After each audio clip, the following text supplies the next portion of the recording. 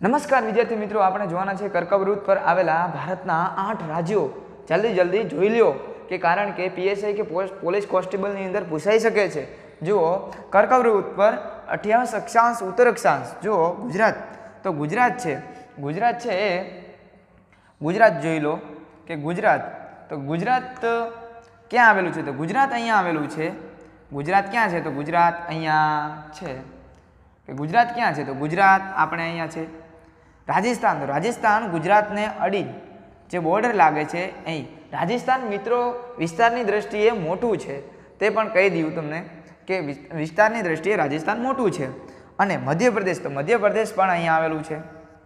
મધ્યપ્રદેશ અહીંયા છે. છત્તીસગઢ ક્યાં આવેલું છે? છત્તીસગઢ અહીંયા છે.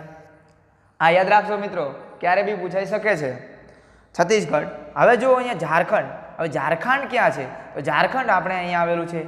અહીંયા ઝારખંડ છે જે કર્કવૃત્તની ઉપરલી ભાગમાં આવેલું છે. જે સીમા જે થાય છે, ભાગ પડે છે બે, તેના ઉપર કર્કવૃત્ત પસાર થાય છે, તેના ઉપર ઝારખંડ આવેલું છે. પશ્ચિમ બંગાળ ક્યાં છે? તો મિત્રો પશ્ચિમ બંગાળ અહીંયા છે. પછી ત્રિપુરા અને મિઝોરમ. હવે તમને કન્ફ્યુઝ હશે કે પશ્ચિમ બંગાળ અને ત્રિપુરા અને મિઝોરમ ક્યાં છે?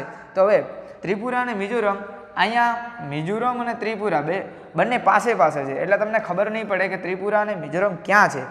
સર અમને ખબર નથી પડતી, તો આપણે જોવાનું છે કે ત્રિપુરા અને મિઝોરમ, પશ્ચિમ બંગાળ તો અહીંયા આવી ગયું. ત્રિપુરા અને મિઝોરમ, તો ત્રિપુરા અને મિઝોરમ આ બંને પાસે છે, એટલે કન્ફ્યુઝ મટી જાય. અને તમે કન્ફ્યુઝ ન થતા, કારણ કે ત્રિપુરા અને મિઝોરમ અહીંયા બંને વચ્ચે અડીને છે અને તેના પરથી પસાર કર્કવૃત્ત થાય છે.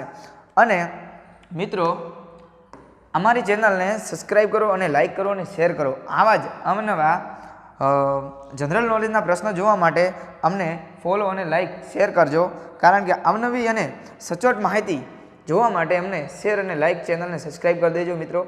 તમારા જે ચાહક મિત્રોને પણ શેર કરજો, કારણ કે તમારા સ્ટુડન્ટ છે તેમને પણ આ જોઈ લે કે જનરલ નોલેજની અંદર પૂછાઈ શકે છે. કારણ કે સ્પર્ધાત્મક પરીક્ષાઓ આવે છે તો તેની અંદર કામ લાગે, કારણ કે આપણે નકશો, જે ભારતનો નકશો છે એ બહુ ઇમ્પોર્ટન્ટ છે. કારણ કે ભારતની નકશાની અંદર આપણને ઘણું બધું પૂછાય છે, ઘણું બધું નદીઓ પૂછાય છે, સરોવરો, જે અમુક વિસ્તારની દ્રષ્ટિએ પૂછાઈ જાય છે કે ભારતની અંદર વિસ્તાર કેટલો મોટો છે, વિસ્તારની અંદર પૂછાય. ધારો કે વસ્તીની અંદર પૂછાઈ જાય. ઘણી વખત અલગ અલગ વિભાગમાં પ્રશ્નો પૂછતા હોય છે અને આપણને ખબર હોતી નથી.